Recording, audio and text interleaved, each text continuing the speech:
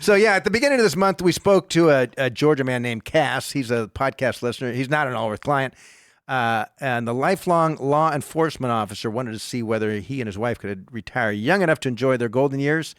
And here's a clip from the original call. How old are you now? I'm 51. And how old is your wife? She's 49. And how many children? We have 4 kids, 2 adult children who are out of the house and self-sufficient, and then 2 younger kids who are, one's a freshman, one's a sophomore in high school.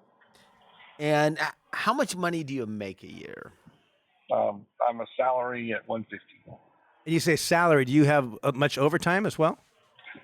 No, I'm an appointed position, so I'm a salary position. Okay. I don't get any overtime. All right. So it's not like you've got working a bunch of overtime and making more money that we need to account for. So. And Right. do you have money in a 401k or 457 or? Yeah, I have a city 457 plan. I've got about 900,000 in that. And how much are you putting in? I was contributing the max. The last 3 years, I had to drop down to only putting in 10% because my mother fell ill and had to move in with us, and I had to build a room onto the house. So she recently passed, so I'm actually about ready to move that back to the maximum. What's the value of the home today? About $385. And how much do you owe on it?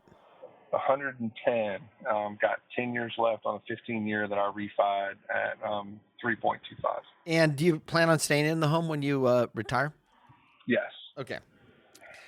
And how early can you retire? So the earliest I'm pension eligible is at 58, and that would be $92,000 a year. The pension's based on years of service, so it doesn't have a cap. So if I work till 60, it's 103, and if I work till 62, it's 113. And if you let's assume you retired you left your employer at 58, do you think you'd continue in some sort of work at all? I might do some consulting or something, but it would have to be part-time. Is that something you think you want to do? My daughter's we have a grandchild now, so that's really changing your focus. Makes you want to spend more time with the kids and the grandkids.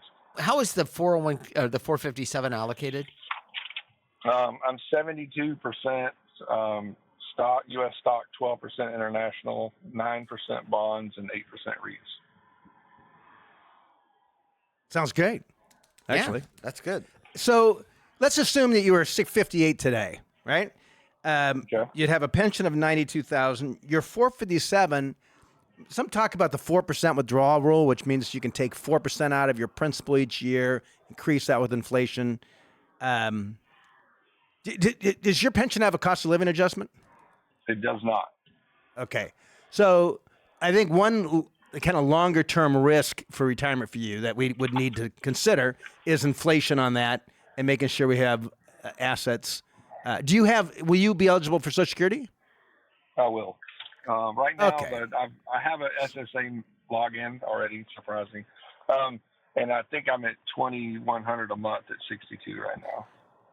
So If you work till 62, you could replace your income without touching your 457. But let's assume for a second you're 58 right now, and you've got 900,000 in your 457.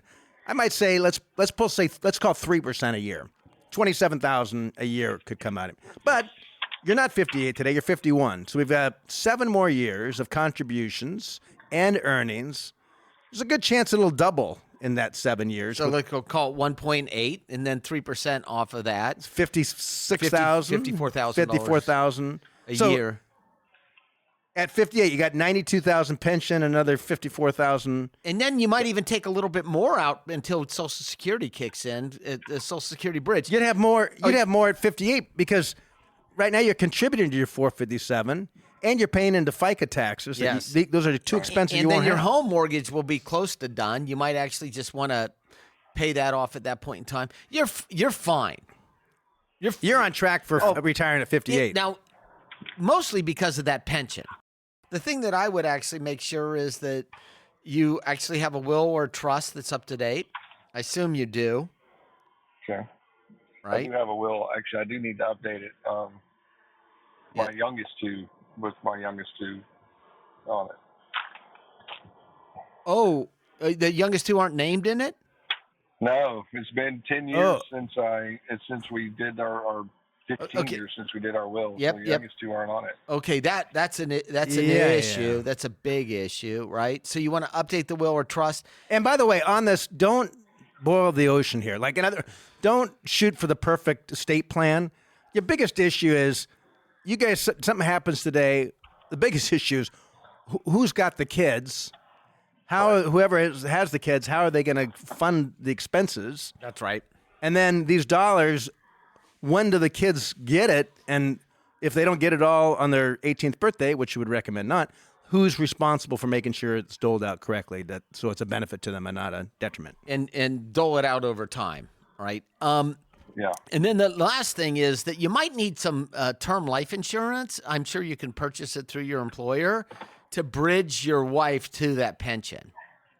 Yeah, I've got some now, but I probably do need to up it. How I've much- only got $250. Oh, you need.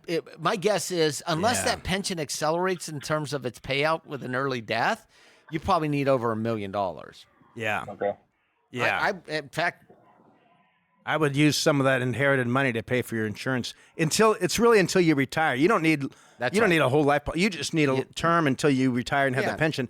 And then I'd look in to see what happens if you died today. What happens to that pension? Is your wife vested for how much, if any?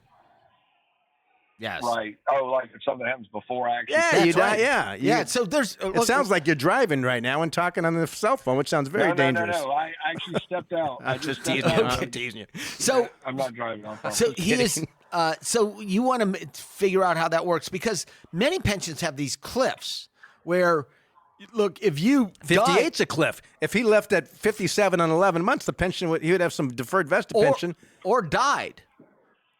Okay. The question is, what happens if you die?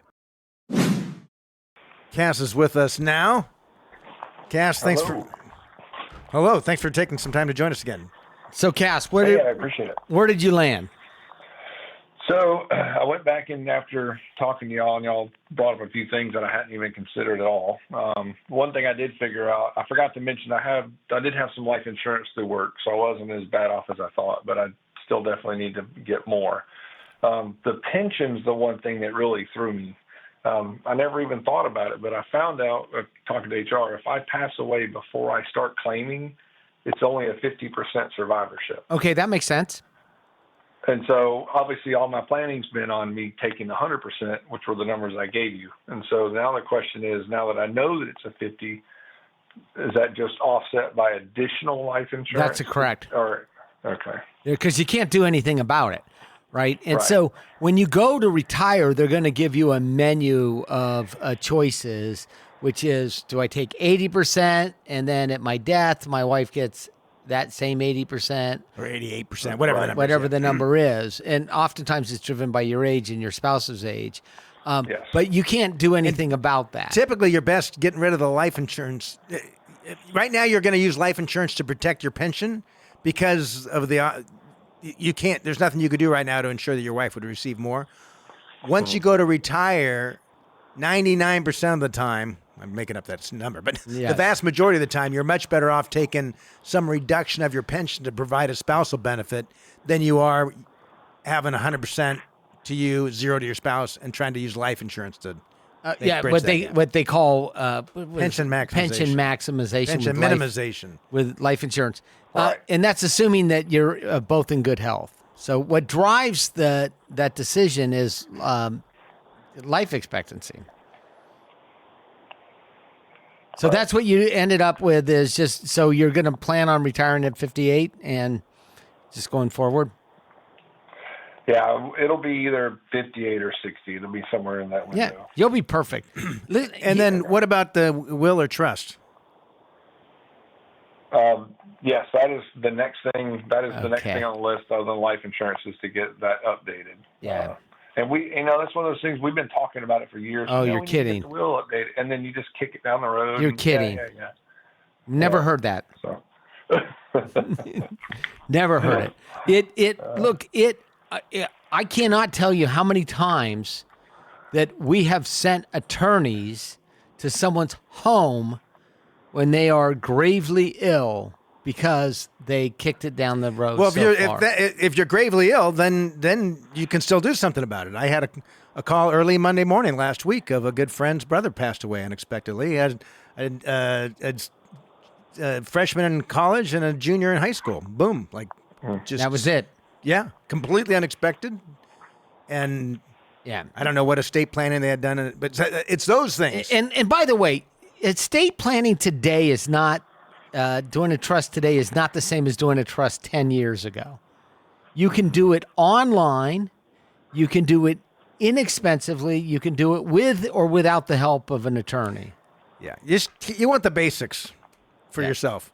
Who has custody of the kids? Who's responsible for the financial assets for the That's kids? it.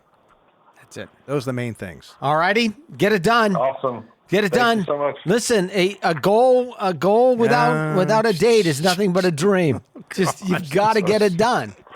You have to. I don't know how many times I've heard that from McLean over the years. Well, I'm planning on doing this. So when's it going to get done by? Well, I don't know. Okay, well, A goal without a date is nothing but a dream.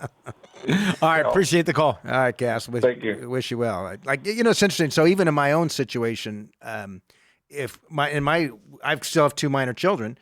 If my wife and I were to die today, there's a couple that would take care of the kids, but there's another person that would be responsible for monitoring those assets. That's right. They don't have to be the same people. Yeah.